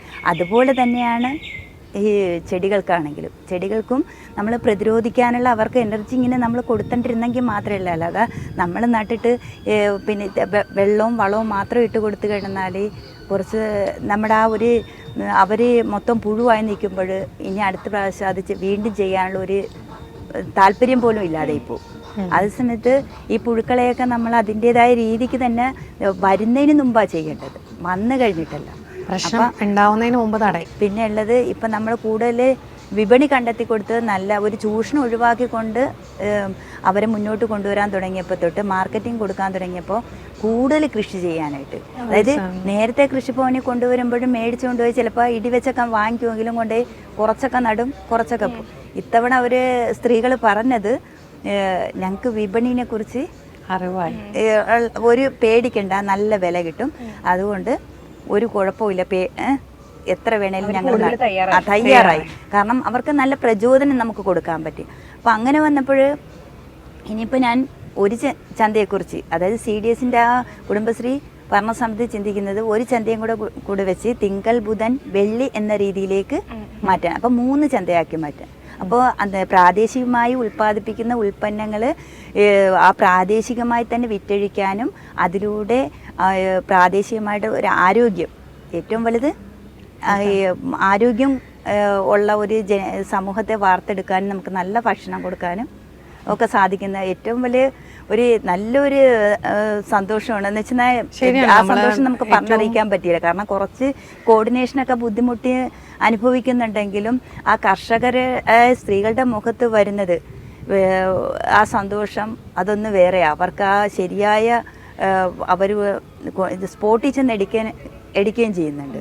സ്പോട്ടിൽ പോയി കുറേ പേരുടെ നമുക്ക് ചെന്നെടുക്കാൻ പറ്റുന്ന അത്രയും കൊണ്ടുവന്ന് അപ്പം നേരത്തെ എന്ന് പറഞ്ഞ ഒരു ചീര കർഷക ചെയ്യുന്നത് പിന്നെ അവർ കൃഷിനെ മാത്രം ആശ്രയിച്ച് ജീവിക്കുന്നവരാണ്. വരുമാനം അത് മാത്രം. ഒരു ഭാര്യയും ഭർത്താവും കൃഷി മാത്രമായിട്ട് നിൽക്കുന്നത്. അതുകൊണ്ടുപോയി ഹൈവേ സൈഡിൽ വെയിൽ കൊണ്ട് നിന്ന് വിൽക്കുന്ന രീതിയാണ്. അപ്പോൾ അവിടെ പോയി അത് അവരെ സൈറ്റിൽ പോയി ആ സ്ത്രീയുടെ സൈറ്റിൽ പോയി വാങ്ങിച്ചു കൊണ്ടുവന്ന് ആ ചേച്ചിയുടെ സന്തോഷമൊന്നും പറഞ്ഞറിയിക്കാൻ പറ്റില്ല. സൈറ്റിൽ നിന്ന് കൊണ്ടുവന്നിട്ട് പിറ്റേന്ന് റെക്കോർഡിക്കലായിട്ട് രജിസ്റ്ററിൽ ഒപ്പിടിപ്പിച്ച് പിറ്റേന്ന് ആ പൈസ കൊടുക്കുമ്പോൾ ആ സന്തോഷത്തിൻ്റെ ഒന്ന് നമുക്ക് അതാണ് ഏറ്റവും വലുത്. കാരണം ജനങ്ങൾക്ക് ഒരു നല്ലൊരു കർഷകരാണല്ലോ ഏറ്റവും സമൂഹത്തിൻ്റെ നെടുന്തൂണ്. അപ്പം അങ്ങനെ ഒരു കൃഷി ചെയ്യാനായിട്ട് അവരും നല്ല രീതിയിൽ വരുന്നത് കൊണ്ടല്ലേ കൃഷി ചെയ്യാത്ത ആൾക്കാർക്ക് പിടിച്ചു നിൽക്കാൻ പറ്റുള്ളൂ. ഇപ്പോൾ മാർക്കറ്റിൻ്റെ കാര്യം പറയുമ്പോഴേ ഒരു സംശയമാണ് ചോദിക്കുന്നത് രണ്ടുപേരോട് കൂടിയിട്ട്. ഇപ്പോൾ പറഞ്ഞല്ലോ ഈ പഞ്ചായത്തുകളിലും ഇവിടെയൊക്കെയാണ് ഇതിൻ്റെ നടത്തുന്നതെന്ന് പറഞ്ഞല്ലോ. അവിടെ നിന്ന് എങ്ങനെയാണ് ആളുകളിലേക്ക് എത്തിക്കുന്നത്? അതിൻ്റെ ഒരു രീതി ഇപ്പോൾ ഞാൻ ചോദിക്കുന്നത്, ഇപ്പോൾ സാധാരണ ആളുകൾക്ക് ഇപ്പോൾ ഒരു ടൗൺ ആ ഒരു പരിസരത്തിലേക്ക് വരുമ്പോൾ നമ്മളൊരു സൂപ്പർ മാർക്കറ്റ് ബാക്കി അങ്ങനെയുള്ളിടത്തേക്കാണ് നമ്മളൊക്കെ പച്ചക്കറി വാങ്ങാൻ പോകുന്നത്. അപ്പോൾ അങ്ങനെ വാങ്ങുന്ന സമയത്ത് ഞങ്ങൾക്കൊക്കെ വരുന്നത് അധികവും നമ്മുടെ വീട്ടിലുണ്ടാക്കാതെ, ഞാൻ പറയുന്നത് വേറെ മാർക്കറ്റിലേക്ക് നമുക്ക് എത്തുന്ന ഈ കർഷകരുടെ ഇത് എത്തുന്നത് എങ്ങനെയാണ്, അതിൻ്റെ ഒരു പ്രൊസീജിയർ എന്ന്? അത് ഏറ്റവും വലിയ പരസ്യം കുടുംബശ്രീ തന്നെയാണ്. കാരണം അവിടെ 207 കുടുംബശ്രീ ഗ്രൂപ്പുണ്ട്. 10 തൊട്ട് 20 വരെ സ്ത്രീകളടങ്ങുന്നത്. 13 വാർഡാണ് പഞ്ചായത്തിനുള്ളത്. അപ്പോൾ ആ കുടുംബശ്രീയുടെ ഗ്രൂപ്പുകളിലേക്കാണ് ഇത് ആദ്യമേ പോയിക്കൊണ്ടിരുന്നത്. അപ്പോൾ ഈ ഫോട്ടോസും കർഷകർ കൃഷി ചെയ്യുന്ന സ്ഥലത്തെ ഫോട്ടോ, അവർ വിളവെടുക്കുന്ന ഫോട്ടോ, ഇതൊക്കെ വെച്ചുകൊണ്ട് പിന്നെ അവരിൽ തന്നെ ഒരു ഗ്രൂപ്പിൽ നിന്ന് 3-4 പേരെ വെച്ച് ആഡ് ചെയ്ത് ഒരു ഗ്രൂപ്പ് ഉണ്ടാക്കി. അരുക്കുറ്റി കുടുംബശ്രീ CDS കൃഷി ഗ്രൂപ്പ് എന്നും പറഞ്ഞ്. പിന്നെ ഉള്ളത് വരുന്ന ഉപഭോക്താക്കളാണ്. ഇപ്പോൾ കുടുംബശ്രീയിലുള്ളവർ തന്നെയല്ല, സമൂഹത്തിലുള്ള ഒത്തിരി പേരുണ്ടല്ലാതെ. അപ്പം ആ പുറത്തുനിന്ന് വരുന്നവരെ വില നോക്കാതെ സാധനങ്ങൾ, ഉൽപ്പന്നങ്ങൾ, നല്ല ഉൽപ്പന്നം മതി, അതിൽ വില പ്രശ്നമല്ല എന്നും പറഞ്ഞിട്ട് വരുന്നവരുണ്ട്. അതായത് മായവില്ല, അന്നന്ന് എടുത്തേണ്ടി വരുന്നത്. അങ്ങനെ ഇത് വന്നു കഴിയുമ്പോൾ നമ്മൾ ചോദിക്കും, സാറിനെ ഈ ഗ്രൂപ്പിലേക്ക് ആഡ് ചെയ്തോട്ടെ. അപ്പോൾ ഇതിൽ ഞങ്ങളുടെ ചന്ത ഏത് ദിവസം ഉണ്ടെന്ന് തലേന്നേ അറിയാൻ പറ്റും, എന്തൊക്കെ ഉൽപ്പന്നങ്ങളുണ്ടെന്ന് അറിയാൻ പറ്റും, അതിൻ്റെ വില അതിൻ്റെ അകത്ത് വരും. ടൗൺ കേന്ദ്രീകരിച്ച് നടക്കുന്ന കാര്യങ്ങൾ ഞാൻ പറയാം. എന്റെ ഇരിങ്ങാലക്കുട ഒരു മുനിസിപ്പൽ പ്രദേശം, അവിടെ നടക്കുന്ന പ്രത്യക്ഷത്തിൽ നടക്കുന്ന കാര്യം ഞാൻ പറയാം. നമുക്ക് എക്കോ ഷോപ്പുകളുണ്ട്. കൃഷി വകുപ്പ് കുറച്ചു കാലമായിട്ട് തുടങ്ങിയിട്ടുള്ളതാണ്. കുറച്ചെണ്ണമെങ്കിലും അത് നല്ല രീതിയിൽ പ്രവർത്തിക്കുന്നു. എക്കോ ഷോപ്പുകൾ ചെയ്യുന്നത് ലോക്കലി അവൈലബിൾ ആയിട്ടുള്ള ഓർഗാനിക് അല്ലെങ്കിൽ ഗുഡ് അഗ്രികൾച്ചറൽ പ്രാക്ടീസസ്, 100% ഓർഗാനിക് അല്ലെങ്കിൽ കൂടിയിട്ടും അധികം കെമിക്കൽസ്, വിഷം ഉപയോഗിക്കാതെ ഉണ്ടാക്കുന്നതാണ് ഈ ഗുഡ് അഗ്രികൾച്ചറൽ പ്രാക്ടീസസ്, ഗ്യാപ് എന്ന് നമ്മൾ പറയും. അങ്ങനെ ഉണ്ടാക്കുന്ന പച്ചക്കറികൾ ലോക്കലി കളക്ട് ചെയ്ത് ഈ ഓർഗാനിക് എക്കോ ഷോപ്പുകളിൽ വിൽപ്പന ചെയ്യുന്നുണ്ട്. ചെറിയൊരു മാർജിൻ അവർ കൂടുതൽ എടുക്കും, തീർച്ചയായിട്ടും. മറ്റേതിനേക്കാളും ഇവർ കുറച്ച് കൂടുതൽ ചെലവാക്കേണ്ടി വരുന്നുണ്ട്. അതുകൊണ്ട് അവർ ആ മാർജിൻ എടുത്തുകൊണ്ട് അങ്ങനെ നടക്കുന്ന സംരംഭങ്ങളുണ്ട്. അർബൻ മാർക്കറ്റ്സ്, കൃഷി വകുപ്പിന് മാർക്കറ്റിങ്ങിന് ഒരുപാട് സ്കീംസ് ഉണ്ട്. അങ്ങനെ ആഴ്ചയിൽ ഇവർ ചെയ്യുന്ന പോലെ തന്നെ, കുടുംബശ്രീ ചെയ്യുന്ന പോലെ തന്നെ ആഴ്ചയിൽ 2 ദിവസം ഒക്കെ നടത്തുന്ന അർബൻ മാർക്കറ്റുകൾ മുനിസിപ്പാലിറ്റി, കോർപ്പറേഷൻ പ്രദേശത്തൊക്കെ ഉണ്ട്. അവരും ഇതുപോലെ തന്നെ സമീപത്തുള്ള ഗ്രാമപ്രദേശങ്ങളിൽ നിന്നും പഞ്ചായത്തുകളിൽ നിന്നും കളക്ട് ചെയ്യും.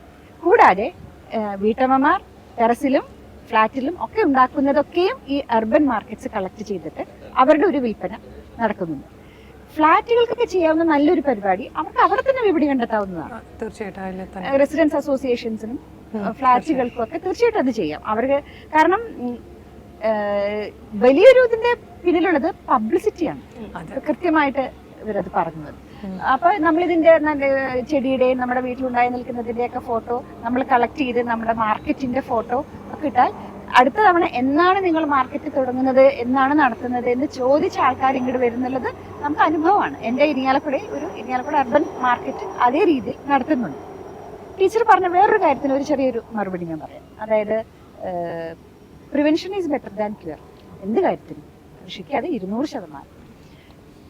ഒരു വിത്ത് മുളച്ച് അത് പുറത്തേക്ക് വരുന്നതിന് മുമ്പേ അതിൻ്റെ ശത്രു കീടങ്ങളും ശത്രു രോഗത്തിൻ്റെ കാരണക്കാരും എല്ലാം സജ്ജരായി ഇരിക്കുന്നുണ്ട്. ഓക്കെ, മുളയ്ക്കുന്നതിന് മുൻപേ തന്നെ അങ്ങനെ ഒരു എൻവിറോൺമെന്റിലേക്കാണ് ഈ ചെടി മുളച്ചു വരുന്നത്. അപ്പോൾ അതിന് മുൻപേ തന്നെ നമ്മൾ അതിന് വേണ്ട കരുതൽ കൊടുക്കുക എന്നുള്ളത് തന്നെയാണ് നമ്മൾ ചെയ്യുന്നത്.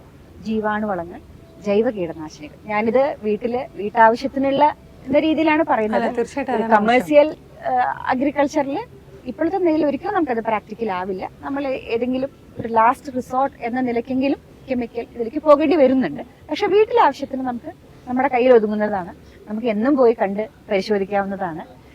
ഒരു ചിത്രശലഭം അതിലെ പാറി നടക്കുന്നുണ്ടെങ്കിൽ നമ്മളതിൽ സന്തോഷിക്കുന്നതോടൊപ്പം തന്നെ അതെവിടെയാണ് പോയി ഇരുന്ന് മുട്ടയിടുന്നതും കൂടെ നമുക്ക് ശ്രദ്ധിക്കാവുന്നതാണ്. അവിടെ നിന്ന് തുടങ്ങാം നമുക്ക്. അപ്പൊ ആ മുട്ടയെ അവിടെ വെച്ച് മുട്ട നശിപ്പിക്കുന്നത് മുതൽ നമുക്ക് ഒരു നമ്മൾ കീടത്തിനെതിരെയുള്ള സംരക്ഷണ പ്രവർത്തനം തുടങ്ങുകയാണ്.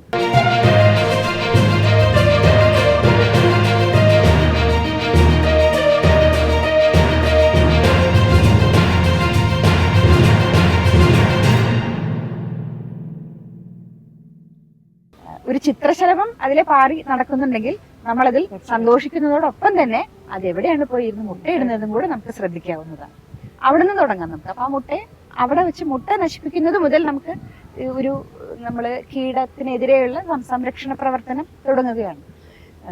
സൂഡോമോണാസ് എന്ന് പറഞ്ഞാൽ അതൊരു ബാക്ടീരിയ ആണ്, മിത്ര ബാക്ടീരിയ.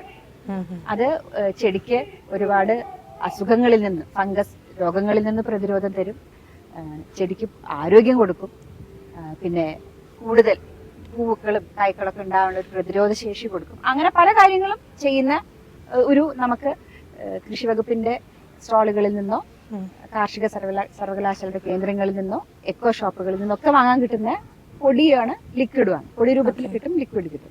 നമുക്ക് വിത്ത് ഇതിൽ കുതിർത്ത് വെക്കുന്നത് മുതൽ നമുക്ക് തുടങ്ങാം. വിത്ത് ഇതിൽ ഈ സൂഡോമോണാസ് മിത്ര ബാക്ടീരിയ ഇട്ട് വെച്ച ലായനിയിൽ വിത്ത് കുതിർക്കുന്നത് മുതൽ നമ്മൾക്ക് തുടങ്ങാം. ഏത് സ്റ്റേജിലും കൊടുക്കാം. കലക്കി ഒഴിച്ചു കൊടുക്കാം, ഇലകളിൽ സ്പ്രേ ചെയ്ത് കൊടുക്കാം. എനിക്കിത് പറയുമ്പോൾ ഓർമ്മ വരുന്നത്, എറണാകുളം ഇവിടെ തന്നെ ചൂർണിക്കര ഇവിടെ പ്രാന്തപ്രദേശമാണെന്ന് തോന്നുന്നു അല്ലെ? ചൂർണിക്കര ആലുവ സൈഡിൽ എനിക്ക് തോന്നുന്നു മുനിസിപ്പൽ പ്രദേശമാണ്.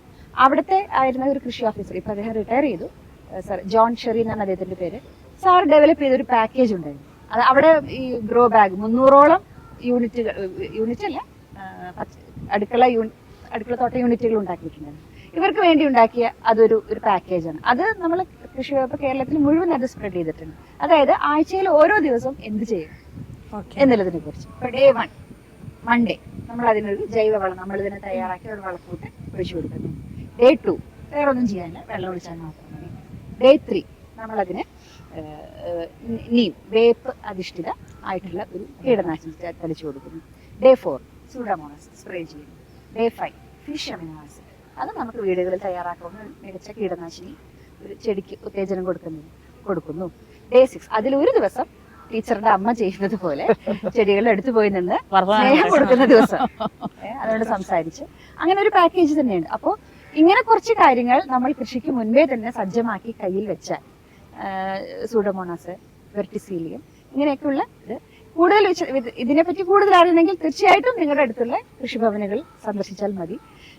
വലിയ രീതിയിൽ ഇപ്പോൾ വീടുകളിലേക്ക് വിഷരഹിത പച്ചക്കറികൾ ഉണ്ടാക്കാനുള്ള ഒരു ശ്രമത്തിന്റെ ഭാഗമായിട്ട് ആൾക്കാർ എത്തുന്നുണ്ട് കൃഷിഭവനുകളിൽ. എന്താണ് ഞങ്ങൾ എന്തൊക്കെയാണ് ഉപദേശങ്ങൾ ചോദിച്ചുകൊണ്ട് എത്തുന്നത്. ഞങ്ങൾ എല്ലാവരുടെയും കാണുന്നവരുടെയും അടുത്തുള്ള കൃഷിഭവനുകളിൽ ഇത് റെഡിലി അവൈലബിൾ അല്ലെങ്കിൽ കൂടി തീർച്ചയായിട്ടും ഒരു ഉപദേശം തരാൻ അവിടെ സജ്ജരായ ആൾക്കാരുണ്ട്. നമുക്ക് ഒട്ടും പറ്റാത്തതല്ല, ഏത് രീതിയിലും നമുക്ക് പ്രതിരോധിക്കാവുന്നതാണ്. പിന്നെ ടീച്ചർ പറഞ്ഞത് ശരിയാണ്, ഏറ്റവും അവസാനം ടീച്ചറല്ല ശരിയാണ് പറഞ്ഞത്, ഏറ്റവും ലാസ്റ്റ് ഒരു നാശത്തിന്റെ വക്കിലെത്തി നിന്നിട്ട് വലിയൊരു കീടബാധയൊക്കെ വന്നിട്ട് നമുക്ക് ഒന്നും ചെയ്യാൻ പറ്റാത്ത നിസ്സഹായരായി പോവും. അതിനു മുൻപേ തന്നെ നമ്മൾ ഈ പ്രതിരോധ പ്രവർത്തനങ്ങൾ തുടങ്ങണം. അപ്പോൾ തീർച്ചയായിട്ടും എനിക്ക് തോന്നിയൊരു കാര്യം, നമ്മളിപ്പോൾ ചെയ്യുന്നതിൽ പറഞ്ഞല്ലോ വിപണിയിലേക്ക് എത്തിക്കുന്നതും ഇതിനെ ഈ മാർക്കറ്റിനെ കുറിച്ചൊക്കെ പറഞ്ഞല്ലോ. അപ്പോൾ നമ്മളിപ്പോൾ കുറച്ചായിട്ട് നിർബന്ധമായിട്ടും വേസ്റ്റ് എടുക്കണം എന്ന് പറഞ്ഞിട്ട് വന്നിട്ടുണ്ടല്ലോ ഹരിതകർമ്മസേന. അപ്പോൾ ഇനിയൊരു സജഷൻ പറയുകയാണ്. അപ്പോൾ അങ്ങനെ ഹരിതകർമ്മസേന വഴി തന്നെ ഇതിൻ്റെ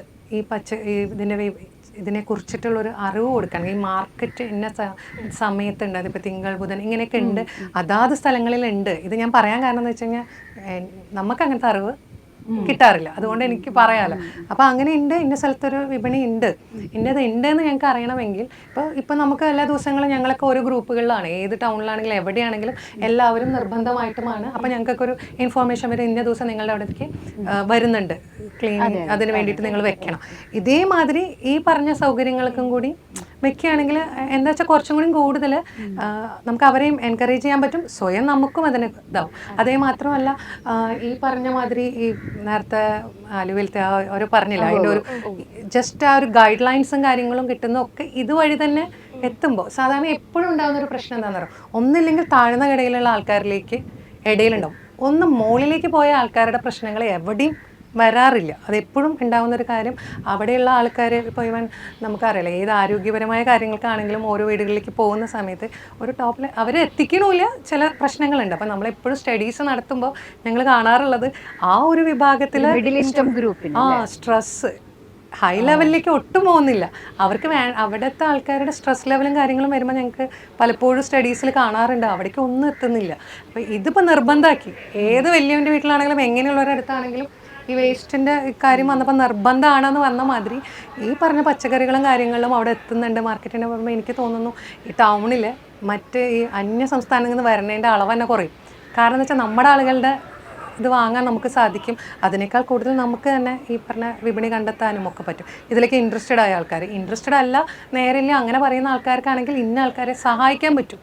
അത് പറ്റൂല, നമ്മുടെ ആൾക്കാരെ നമ്മൾ എൻകറേജ് ചെയ്താലല്ലേ, നമ്മുടെ നാട്ടുകാരെ ആണല്ലോ നമ്മൾ ആദ്യം എൻകറേജ് ചെയ്ത് കൊണ്ടുവരേണ്ടത്. അങ്ങനെയൊക്കെ ഒരു അതിനായി ഒരു സംസ്ഥാന സർക്കാർ കൊണ്ടുവന്നിട്ടുണ്ട്, ജൂലൈയിൽ അത് പ്രാക്ടിക്കലാകും. കാരണം കുടുംബശ്രീയിൽ നിന്ന് ഒരു വാർഡിൽ നിന്നും 2 പേരെ ഹോം ഷോപ്പറായിട്ട് അതിന്റെ ആപ്ലിക്കേഷൻ എടുത്തിട്ടിരിക്കുവാണ്.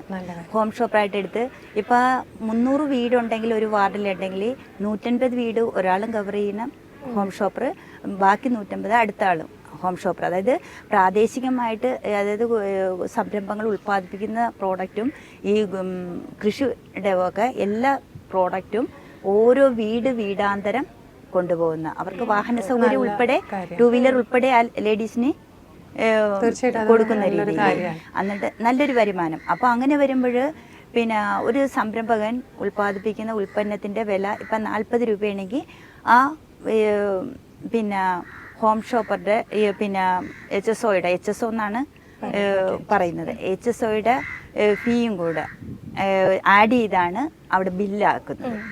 അങ്ങനെ ചെയ്യുമ്പോൾ ഓരോ പ്രോഡക്റ്റിനെ കുറിച്ചും അത് JLG ഗ്രൂപ്പ്, കുടുംബശ്രീയുടെ കൃഷി ഗ്രൂപ്പിന്റെ പേരാണ് JLG എന്ന്. 4 സ്ത്രീകൾ, കുറഞ്ഞത് 4 സ്ത്രീകൾ കൂടിയാണ്. അപ്പം ഈ ഗ്രൂപ്പുകളുടെ ഉൽപ്പന്നങ്ങൾ കൃത്യമായിട്ട് എന്തൊക്കെ ഉൽപ്പന്നങ്ങളുണ്ടെന്നും ആ പ്രാദേശികമായിട്ട് ഉൽപ്പാദിപ്പിക്കുന്ന ഉൽപ്പന്നങ്ങൾ എന്താണെന്നും അത് എന്തുമാത്രം ഗുണനിലവാരമുള്ളതാണെന്നും ഇനി എല്ലാ വീടുകളും അറിയും. അതാണ് ഇതിൻ്റെ ഏറ്റവും വലിയ കാരണം. നമുക്ക് പ്രാദേശികമായിട്ട് ഉൽപ്പാദിപ്പിക്കുന്ന ഉൽപ്പന്നങ്ങൾ വിറ്റഴിഞ്ഞു പോവുകയാണെങ്കിൽ ആ പ്രാദേശികമായിട്ട് തന്നെ ആ സമ്പാദ്യം ചെലവഴിക്കുക. ഒരു കാര്യം പറയട്ടെ, നമ്മൾ കൃഷി ചെയ്ത് കീടങ്ങളൊക്കെ വന്ന് നശിച്ച് വളരെ മനസ്താവപ്പെട്ട് ഇതൊന്നും വേണ്ടാന്ന് വെക്കുന്നവരോട് പച്ചക്കറി, നല്ല പച്ചക്കറി കഴിച്ചുകൂടെ, ഉണ്ടാക്കിക്കൂടെ എന്ന് ചോദിക്കുമ്പോൾ അവർ പറയുന്നത് കഷ്ടപ്പെട്ട് കഴിഞ്ഞ് ഇതെല്ലാം നശിച്ചു പോകുമ്പോൾ ഒരു വിഷമമാണ്. വേണമെങ്കിൽ നമുക്ക് ജൈവ പച്ചക്കറി കിട്ടുന്ന സ്ഥലങ്ങൾ ഇഷ്ടംപോലെ കോർപ്പറേഷനിലുണ്ട്, കടകളുണ്ട്. പക്ഷേ അവിടെ ചെന്ന് നമ്മൾ സാധാരണ തക്കാളിയും ജൈവ തക്കാളിയും കൂടെ നോക്കുമ്പോൾ അതിന്റെ വിലയിൽ ഭയങ്കര വ്യത്യാസം വരും. ഒരു ഇച്ചിരി രാസവളമൊക്കെ ഉണ്ടായാലും സാരമില്ല, സാധാരണ പച്ചക്കറിയല്ലേ ഇത്രയും വയസ്സ് വരെ കഴിച്ചത്, അപ്പൊ ഇനി അത് തന്നെ മതി.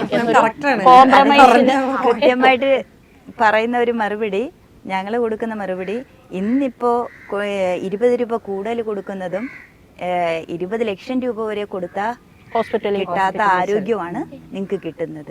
അതെ, എല്ലാവർക്കും അഫോർഡ് ചെയ്യാൻ പറ്റണം.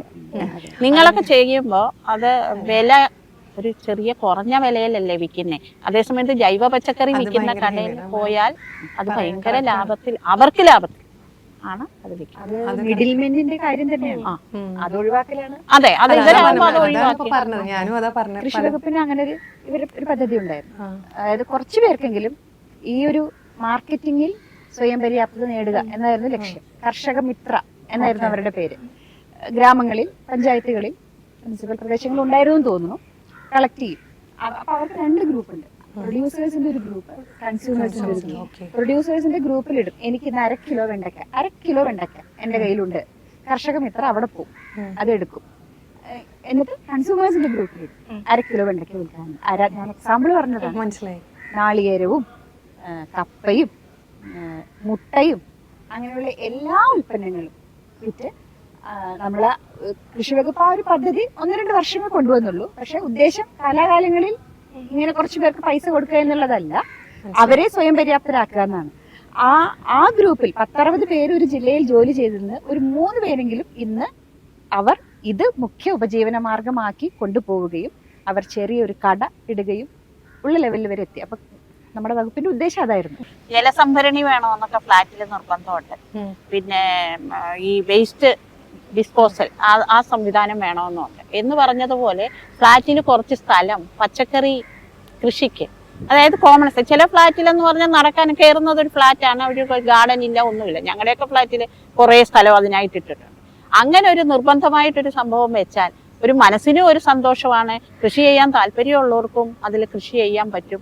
അത് സർക്കാർ ചില നിയമങ്ങൾ വെക്കുന്ന കൂട്ടത്തിൽ ഇതും അതൊരു പോലെ ഒരു നിയമമായിട്ട് വെച്ചാൽ വളരെ നന്നായിരിക്കും. കാരണം അവിടെയും 2 ഫ്ലാറ്റ് ഉണ്ടാക്കാം എന്നാണ് ഫ്ലാറ്റ് ബിൽഡേഴ്സ് ശ്രദ്ധിക്കുന്നത്. അതിനു പകരം ഇങ്ങനെ ചെയ്താൽ അത് മനസ്സിനും സന്തോഷമാവും, ആരോഗ്യത്തിനും നല്ലതായിരിക്കും എന്നൊരു അപേക്ഷയുണ്ട്. ഇപ്പോൾ ഇവിടെ എല്ലാവരും സംസാരിച്ചു, ഇപ്പോൾ ഷെമിത്തി ആയാലും മിനിമാം ഒക്കെ സംസാരിക്കുമ്പോഴും നമ്മൾ ഈ വീട്ടുമുറ്റത്തെ പച്ചക്കറി കൃഷി ചെയ്യുമ്പോൾ അതിന് സത്യത്തിൽ പല മാനങ്ങളും ഉണ്ട്. ഇപ്പോൾ നമ്മൾ കാലാവസ്ഥ വ്യതിയാനത്തെ കുറിച്ച് സംസാരിക്കുന്നുണ്ട്, അതിനെ ചെറുക്കാനായിട്ടായാലും ഇപ്പോൾ നമ്മൾ അതിനൊക്കെ വേണ്ട ഏറ്റവും വലിയ കാര്യം വെച്ച് കഴിഞ്ഞാൽ മണ്ണ് കൃത്യമായിട്ട് ഒരുക്കി, അല്ലെങ്കിൽ മണ്ണിന്റെ ന്യൂട്രീഷൻ ബെറ്റർ ആക്കുക എന്നുള്ളതും ഒരു ഇമ്പോർട്ടൻ്റ് ആയിട്ടുള്ള ഫാക്ടറാണ്. അപ്പോൾ നമ്മൾ ഈ വീട്ടുമുറ്റത്തെ കൃഷി ചെയ്യുന്നവർ സത്യത്തിൽ മണ്ണിൽ ഒരുപാട് കെമിക്കൽസ് ഒന്നും ഉപയോഗിച്ച് അതിന്റെ പോഷണം കളയൊന്നുമില്ല. പരമാവധി നല്ല രീതിയിൽ മണ്ണൊരുക്കലും കാര്യങ്ങളെല്ലാം ചെയ്യും. അപ്പൊ അങ്ങനെ ഒരു ഇതുണ്ട്. പിന്നെ അതുപോലെ തന്നെയാണ് പ്രാദേശിക സാമ്പത്തിക വികസനം. കാരണം നമ്മൾ ഇപ്പൊ ഒരു കോർപ്പറേറ്റ് വേൾഡിലാണ് ജീവിക്കുന്നത്. ഈ കോർപ്പറേറ്റിൽ നമ്മൾ സൂപ്പർ മാർക്കറ്റിൽ പോകുന്നു, അവിടെ ഇപ്പൊ നമ്മൾ നേരത്തെ സംസാരിച്ചപ്പോൾ തന്നെ ഓർഗാനിക് ആണോ എന്ന് നമുക്ക് ഉറപ്പില്ല. അവിടെ അങ്ങനെ പല രീതിയിൽ കലർത്താം. പക്ഷെ അതേസമയം നമ്മുടെ പ്രദേശത്ത് വികസിപ്പിക്കുന്ന ഉൽപ്പന്നങ്ങൾ നമ്മൾ പരമാവധി വാങ്ങാൻ നോക്കുക. ഇപ്പോൾ ഞാൻ കോളേജിൽ നിന്ന് വീട്ടിലോട്ട് പോകുന്ന വഴിയിൽ ഒരു കുടുംബം കൃഷി ചെയ്തിട്ട് അവരൊരു ചെറിയൊരു തട്ടുകട പോലെ ഇട്ട് ചെയ്യുന്നുണ്ട്. അപ്പൊ നമ്മൾ ഡെയിലി പോകുമ്പോൾ അവിടെ എന്ത് ഉൽപ്പന്നം ഉണ്ടോ അത് വാങ്ങും. അപ്പൊ അവിടെ പക്ഷെ നമുക്ക് എല്ലാ ദിവസവും ഉറപ്പിക്കാൻ പറ്റില്ല. പക്ഷെ അവർ അതിന്റെ കൂട്ടത്തിൽ ഒരു കാര്യം കൂടെ ചെയ്യണമെന്ന് വെച്ച് കഴിഞ്ഞാൽ അവര് നമുക്ക് ഒരു 10 രൂപ എക്സ്ട്രാ കൊടുക്കുകയാണെങ്കിൽ നമുക്കത് കട്ട് ചെയ്ത് തരും. അപ്പോൾ അതും ഇപ്പൊ കട്ട് വെജിറ്റബിൾസ് ഒക്കെ ഉണ്ട്. അപ്പൊ അങ്ങനെയും നമുക്ക് പല രീതിയിൽ ഇതിനെ നമുക്ക് എന്താ പറയാ മാർക്കറ്റ് ചെയ്യാനും നമുക്ക് ചെയ്യാം. അതുപോലെ തന്നെ ഇപ്പൊ സോഷ്യൽ മീഡിയ യുഗമാണ്. ഇപ്പോൾ നമ്മുടെ പഞ്ചായത്തിൻ്റെതായിട്ടുള്ള പല പല ഗ്രൂപ്പുകളുണ്ട്. അതിൽ നമുക്ക് സർക്കുലേറ്റ് ചെയ്യാം, ഇന്ന സ്ഥലത്ത് ഇന്ന തരത്തിലുള്ള പച്ചക്കറികളുണ്ട്, അല്ലെങ്കിൽ മാർക്കറ്റ് ഇന്ന ദിവസമാണെന്ന് പറഞ്ഞ് ചെയ്യാം. അപ്പൊ ഇങ്ങനെ പല പല രീതിയിൽ അല്ലെങ്കിൽ പല പല മാനങ്ങളുണ്ട്. നമ്മൾ അത് അഡ്രസ്സും കൂടെ ചെയ്യുമ്പോഴാണ് ഇപ്പൊ ഗവൺമെന്റിനായാലും അല്ലെങ്കിൽ ആളുകൾക്കായാലും അത് ശുഷ്കാന്തി ഉണ്ടാവുള്ളൂ. ഇല്ലാതെ നമ്മളിപ്പോ കാലാവസ്ഥ വ്യതിയാനത്തെ കുറിച്ചിട്ടായാലും അല്ലെങ്കിൽ കോർപ്പറേറ്റുകളാണ് ഇപ്പോ എല്ലാം കൈയടക്കി വെച്ചേക്കാന്നും സംസാരിച്ചിട്ട് കാര്യമില്ല. പക്ഷെ നമ്മൾ അതിനൊരു സൊല്യൂഷൻ എന്നുള്ള രീതിയിൽ താഴെത്തട്ടിൽ നിന്ന് അടിത്തട്ടിൽ നിന്ന് ചെറുതായി വർക്ക് ചെയ്ത് തുടങ്ങുമ്പോൾ നമുക്ക് മാറ്റങ്ങൾ വരും. പിന്നെ അതുപോലെ തന്നെ ഇവിടെ നമുക്ക് ഒരുവിധം എല്ലാം കൃഷി ചെയ്യാം. എനിക്ക് തോന്നുന്നില്ല ഇപ്പോൾ നമ്മളിപ്പോൾ പരമാവധി പറയാം, അതായത് ഞാൻ സംസാരിക്കുന്നത് വാണിജ്യാടിസ്ഥാനത്തിലല്ല. പക്ഷെ ഇപ്പൊ എന്റെ വീട്ടിൽ മുന്തിരി ഉണ്ട്. കഴിഞ്ഞ കൊല്ലം ഞങ്ങൾ 10 കിലോയുടെ അടുത്ത് മുന്തിരി പറിച്ചിട്ടുണ്ട്. നമ്മുടെ ജ്യൂസ് മുന്തിരി. സ്ട്രോബെറി ഇപ്പൊ കേടായി പോയി, പക്ഷെ സ്ട്രോബെറി ഉണ്ടായിരുന്നു. അപ്പൊ കുഞ്ഞുങ്ങൾക്ക് ക്യാരറ്റ് വിളയിച്ചിട്ടുണ്ട്, ബീട്രൂട്ട് ഉണ്ട്. അപ്പൊ ബീട്രൂട്ട് എന്റെ അമ്മയുടെ വീട്ടിൽ അമ്മയും ആന്റിയും കൂടെ അവരുടെ ഞാൻ താഴെയും കൃഷി ചെയ്യുന്നുണ്ട്, വീട്ടുമുറ്റത്തും കൃഷി ചെയ്യുന്നുണ്ട്, ടെറസിലും ഉണ്ട്. തൃശ്ശൂരാണ്, ചാലക്കുടിയാണ്. അതെ, മഴയത്തും എല്ലാവർക്കും അതിശയാണ് ഞാൻ വല്ല ഐസ് വെള്ളം ഒഴിച്ചു കൊടുക്കുന്നുണ്ടോന്ന് ചോദിക്കുന്നത്. പക്ഷെ ഇല്ല, ഐസ് വെള്ളം ഒന്നുമില്ല. ഞാൻ നമ്മളെ ഫിഷും മീറ്റും കഴുകിയ വെള്ളം ഒഴിച്ചു കൊടുക്കും. അത് വേപ്പിനും ഞാൻ ഒഴിച്ചു കൊടുക്കും. അതുപോലെ തന്നെ സ്ട്രോബെറിയും അതും എനിക്ക് അതിശയം തോന്നുന്നു കഴിഞ്ഞാൽ എല്ലാ വട്ടവും ഉണ്ടായിക്കൊണ്ടിരിക്കുന്നുണ്ട്. അത് ഇന്നൊരു കാലാവസ്ഥയിൽ തണുപ്പിൽ മാത്രമല്ലായിരുന്നു, വലിപ്പം കുറവായിരിക്കും, പക്ഷെ സ്ട്രോബെറി ഉണ്ടായിക്കൊണ്ടിരിക്കുന്നുണ്ടായിരുന്നു. മുന്തിരിയും പ്രൂൺ ചെയ്ത് കഴിഞ്ഞാൽ ആ 2 വട്ടമായിട്ടും ഉണ്ടായിക്കൊണ്ടിരിക്കും. അപ്പോൾ നമ്മുടെ ഇവിടെയും സാധിക്കും. പക്ഷെ ഈ പറഞ്ഞല്ല, വാണിജ്യാടിസ്ഥാനത്തിലല്ല, പിന്നെ അതുപോലെ തന്നെ നമ്മൾ തനതായിട്ടുള്ള വിത്തുകൾ എന്നുള്ളതും ഇപ്പൊ എനിക്ക് തോന്നുന്നു കൃഷി വകുപ്പും അത്യാവശ്യം കൊണ്ടുവരുന്നുണ്ട്. കാരണം നമ്മളിപ്പോ റെസിസ്റ്റൻസ് എന്നുള്ളൊരു രീതിയിൽ വരുമ്പോൾ ഇപ്പൊ മുമ്പൊക്കെ നമ്മള് ഉരുളക്കിഴങ്ങിന് പകരം ഉണ്ടായിരുന്ന ഒരു ഐറ്റാണ് അടത്താപ്പ്. ഇപ്പൊ അത് എന്റെ വീട്ടിലുണ്ട്.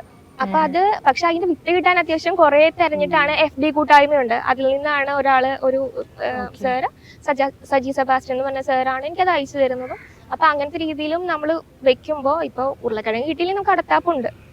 അത് സ്റ്റോർ ചെയ്യാൻ നമ്മൾ മറ്റേ ഉരുളക്കിഴങ്ങ് 2-3 ദിവസം വെച്ച് കഴിഞ്ഞാൽ മുള വരില്ലേ? ഇത് അങ്ങനെയൊന്നുമില്ല. ഇതിനൊരു സമയത്തേ മുള വരുള്ളൂ. അതിപ്പോ എത്ര കൊല്ലം വെച്ചാലും അതിൻ്റെതായിട്ടുള്ള സമയത്തേ അത് മുള വരുള്ളൂ.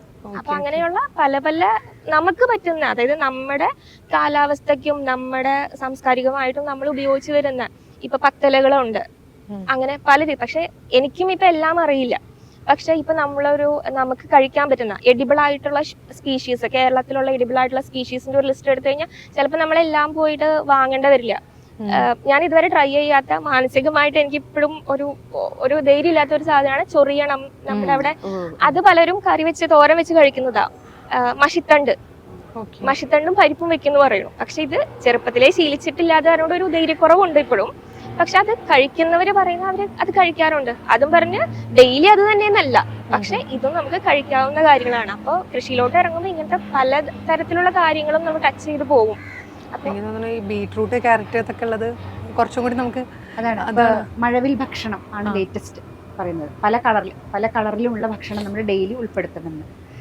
തക്കാളി ചുവപ്പ് നിറം, ഓറഞ്ച് പപ്പായ ഓറഞ്ച് നിറം, ചക്കയൊക്കെ മഞ്ഞ നിറം, ബീട്രൂട്ട് വഴുതനയൊക്കെ ഒരു പർപ്പിൾ വയലറ്റ് നിറം, വെള്ള സ്വാഭാവികം നമ്മൾ കഴിക്കും, എന്നാലും ഇഞ്ചി വെളുത്തുള്ളി വെള്ള നിറം, അങ്ങനെ പല തരത്തിലുള്ള നിറം, തവിട് കളയാത്ത അരിയും കിഴങ്ങ് വർഗ്ഗങ്ങളും.